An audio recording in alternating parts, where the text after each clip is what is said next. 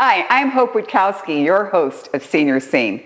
Friendships can mean a lot of things to different people. We're going to visit a psychologist who's going to tell us the benefits of friendships, the bonds they make, and how it actually can help your health and longevity. We'll meet a few best friends and hear their stories on how they met and what their friendship means to them.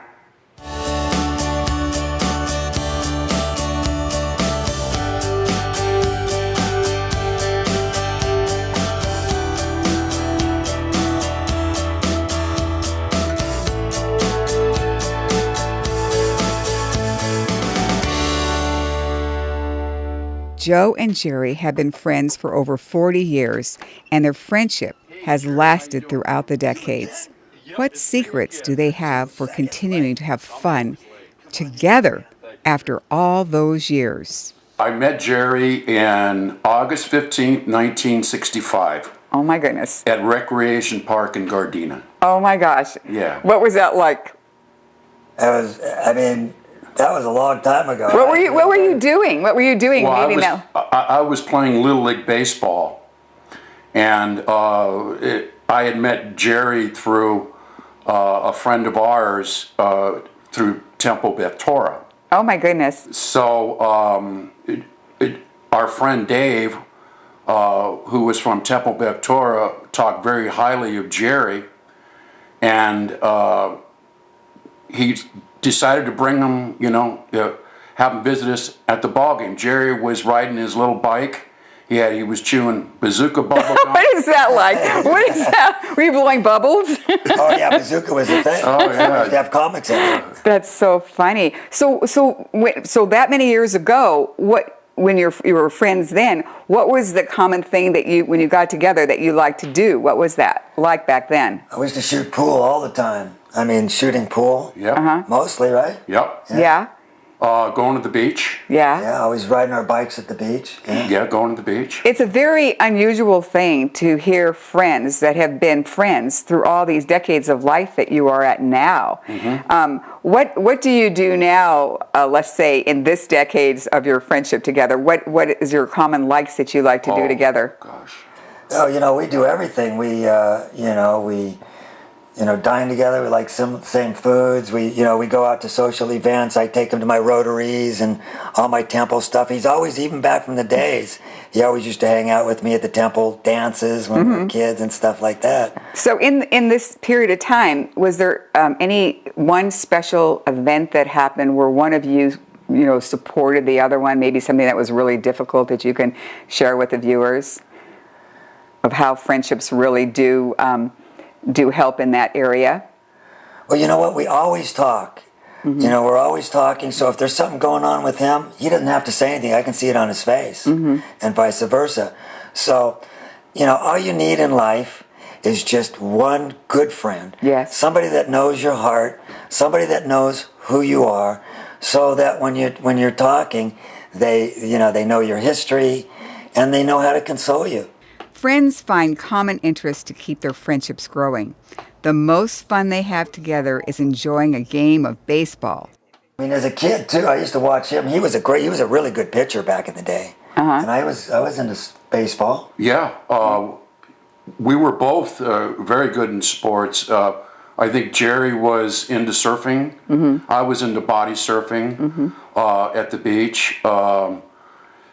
As far as we've played a number of sports, whether it be basketball, football, it doesn't matter. And so through the course of time, you had children, and I don't know if you had children. Okay, I had no children. So how did children and family come into this? Is kind of an interesting thing because we're looking at a lot of decades there. How did that affect? Does that affect friendships in any way once you have kids and that kind of thing? No, not for me. He's part of the family.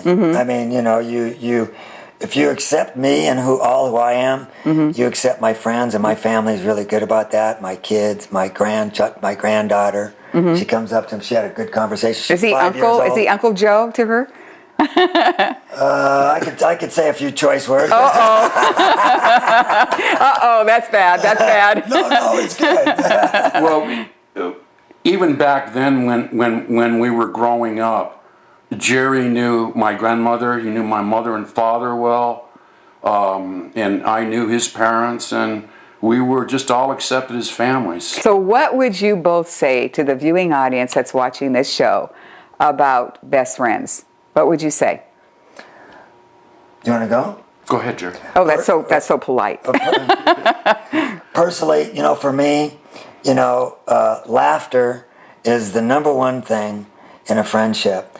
And growing up, we spend a lot of time together, and we're always hanging out, doing things, and we always laugh. I don't think in our time for how long? 50 years, 48 years. 48 years. We've never had a fight. Have we ever argued or? That's best friends. That is really best friends. Never. Yeah. It's true. And so, but we always make each other laugh. So no matter what, when you're with an old friend like that, no matter what's happening in your life, just Definitely. being there in their presence, it brings you back. Because when I look at him, I see little Doughy. Doughy. Whoa. Well, I could just see by the both of you, and you're smiling all the time, that you're a perfect example of how friendships could be for a whole lifetime. And I think we've learned so much from you today. And so I just really want to thank you both for being on the show and just giving us this humor and the smile. And it was inspirational. Thank you both. The honor is ours. Best friends forever do not have to start at an early age. Amy and Lori just became best friends a few years ago as they met each other in a synagogue that they both attended. They find that they love to laugh and go to outside sports activities together.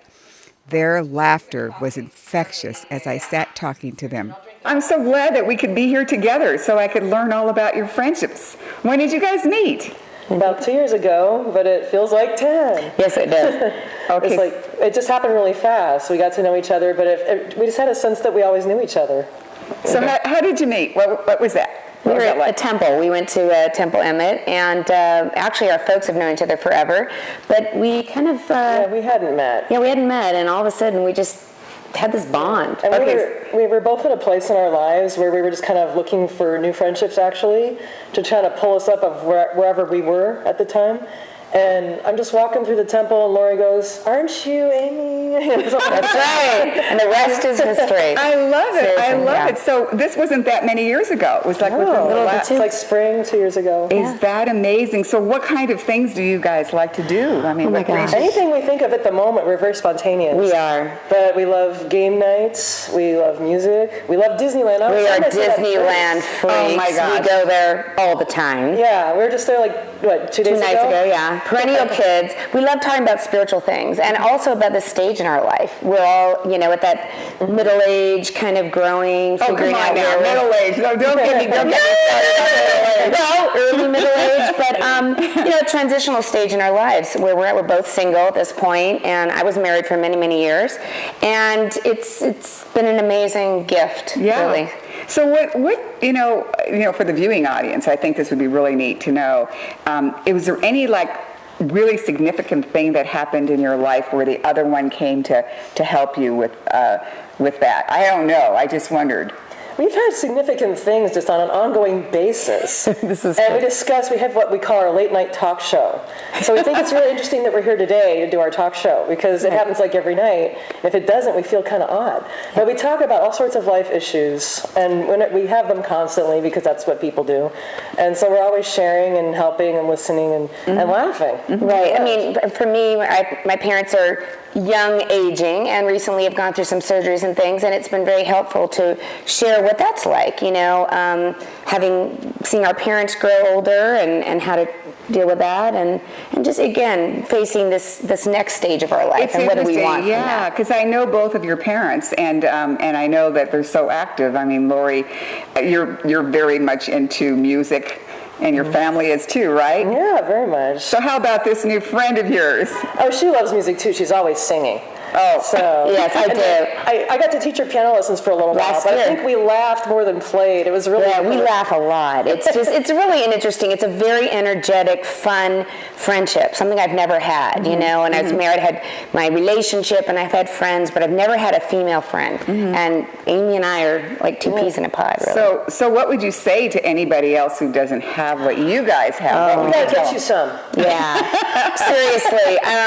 It really, it's just like a shot in the arm. I don't even know if I got words to Well, it's describe. just so much more fun to do everything and then kind of have it amplified. I did this, now I gotta tell her. Oh, what, did you do that too? What was that like? And, yeah, and that's new to me. I was never that kind of girlfriend, girly girl years ago, and it's just a real blessing, and it's a lot of fun. And we see that we're very different yet very similar, and we really learn from each other. Do you much. get when you have this evening conversations, you know, and you're talking to each other? Is that kind of your way to kind of pare down from all the things of the day? Absolutely, It is. absolutely. And you know, many times one of us is having an issue, and we'll call the other, and it really is. It's like the best therapy. Someone that you trust and respect.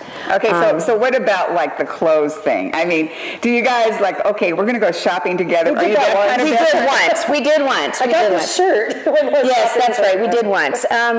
We've gone to like spiritual shops and gone shopping for books and things like that. We've meditated together. We've done a lot of different What we're things. mostly doing right now is working out together. Yes. Oh, we've been spending a lot of time. So would you say that maybe your friendship is really helping you to stay healthier together? Absolutely. We compare diets. We text each other constantly. Yes. What did you eat? How did it taste? Was it Right. fattening? How many Yeah. pounds did you gain? We really did. Yeah, we really do. We really are a great support system. Now, do you know the fact, this is a known, proven fact, that your friendships is going to help you live longer? It's amazing. I've heard this. We were kind of feeling like that. We feel that it energizes. We feel what it does for us, so that doesn't surprise me. Yeah, it seems to uplift depression. I mean, I've been like depressed on and off throughout the years, and it's been like almost gone, you know, since having a good friend like that. Absolutely. How Yeah, wonderful. it's just the best. And you say that you met at a temple where you go for your services on Friday night. I think we were there both to try to look for people and uplift ourselves, and it was just so perfect we found each other. Right. Very different experience than I had because I was always involved in a synagogue, but this is unique, very special. So, like, you had some other friends too, and then so how now do these other friends get pushed aside because you were the new best That's a friend? very interesting question. Well, you want to take that, Amy? Well, I find it real interesting. Like Lori had friends along the way when I met her, but I think through our both growing through each other, we've evolved, and so some of her friends have kind of slipped through the cracks a little Right. because they don't fit as well as they Right. used to. We're changing, yeah. And then we met another friend. I don't know if we're allowed to say their name. No, probably not. But there's another friend in Temple. Part of the We're Three kind of the Musketeers. trio. Yeah, We're we the are. Musketeers, We are. for sure. We really are, yeah. That's terrific. Yeah, we That are. is And we're all very different and unique, but yet we really learn a lot from each other. And we're real with each other. We are very honest. And it's interesting because sometimes we can step on each other's toes, but we provoke each other, and it always gets better and better. So you're closer to the boomer age. Yes. And so that's a very, very difficult thing usually when boomers get to that point in their life. They usually are so set in their ways. So interesting. what would you say to the viewers about, even though you are a boomer, you know, that you can always make new friends, or that seems to be your case? Absolutely. We do, and We I do. think we attract them to us in a way. Right, our energy and the positivity. Yes, we do. You can teach an old dog new tricks or a middle-aged dog new tricks. Absolutely. I'm living a completely different lifestyle now than I was before. And it is, I think, made me younger and more energetic, and I never would have seen that for myself. But were you living before? I was the married woman for 23 years with the kids growing up and the PTA, and here I am. My son just got married, and I'm really getting a chance to be me and grow and find out who I really was meant to be. And it's very exciting. And to meet other likewise people. We really do learn from each I other. want to say that I tend to not be as extroverted as Lori sometimes, and it's been really good for me to hang out with Lori because she'll start talking to everyone everywhere, and I'll kind of meet people through Lori. In fact, I met my other friend who's part of our trio through Lori. Wouldn't have met her without her. I mean, I do meet people on my own, but it's just been such a boon to have someone so outgoing. She's outgoing in a different way. We have our different MO. What I'm saying to people out there is if you're kind of not the most outgoing person and you have a friend who is, it can be so amazing for you. So yeah, opposites do attract. Absolutely. Yeah, we do. And we see how much, we have in common, and what we don't share innately, we really can bring out in each other, and makes you think. It's really about growing and change, and it makes me feel very much alive. I felt very, the same old, but it's giving me a shot in the arm, much more energy. You are exciting at this time. You're both an inspiration. Inspiration. Thank you. Thank you. I want to thank you so much for being on the show Oh, today. thank you for having us. It's our pleasure. Dr. Tibor gave us the good news on what having friends can do for both body and mind. We've noticed that with patients that are studied, that are involved in close friendships, their cortisol levels are substantially lower. And so we see improvement in overall health. They have less stress, they have less anxiety, they have better coping skills. They they seem to report less depression. The question of how people who are not social type may have trouble making friends. What will happen? How should they change their relationships to take advantage of what friendships give? Some people struggle more socially. They maybe had some long-standing problems with maintaining close friendships, and my work with them might be in trying to encourage them to go out and find a social network. So maybe I'll refer them to a senior center to kind of get them involved in some types of activities and get to meet people. Some people go to religious organizations to find a social network. I might recommend, even now, people are starting to use some of the online resources, like meetup.com, for example. This is an online, a group situation where people can find whatever their hobbies or interests are in, and it's an opportunity to expand a social network there. So part of it is getting them out, and then part of it may be involved in assisting them in developing better communication skills. They might bring in, issues or problems or conflicts they've had in terms of meeting new people and establishing a social network. You may be thinking, what do the people who are always there when you are sick, bringing you gifts to cheer you up, what do they get out of doing those good deeds? I think one of the things we've discovered is that people that help friends, there's a reciprocal relationship, and they feel that they get a lot of it, through being altruistic. They feel that it's something that they're contributing, and they feel very positive about themselves. It helps improve their self-worth and their self-esteem. In spite of all the statistics, an interesting society has emerged with a wave of electronic communication. More and more people are using Facebook or texting to stay connected to their friends. Psychologist, I probably am addressing it more from the emotional side, that is how people feel when they have friends, that is over the issues of depression and anxiety versus those people that are lonely, that a lot of people, when they have few friends, that's something they complain a great deal about, that they have no friends. And the research is kind of indicating that as a culture, people have fewer friends now, that somebody did an analysis where they were looking at friendships back in the mid-'80s versus 20 years later, and they discovered that in that survey they ended up with, on average, people reported 3 friends, close friends or confidants, in the 80s, and by 2006 that had dropped to 2. And about 25% of people today say they have no friends. On the other side of this equation, and probably the most amazing thing that good friends bring to the table, it's longevity.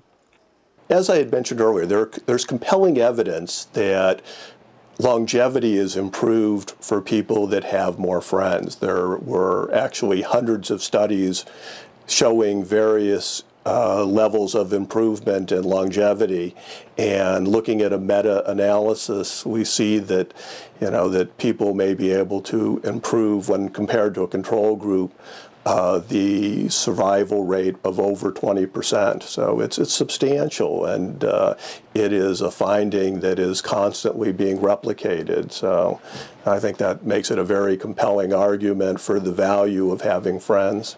So whether you're shy or an outgoing person, we hope you'll find new ways to meet new friends. It could be one or it could be a dozen.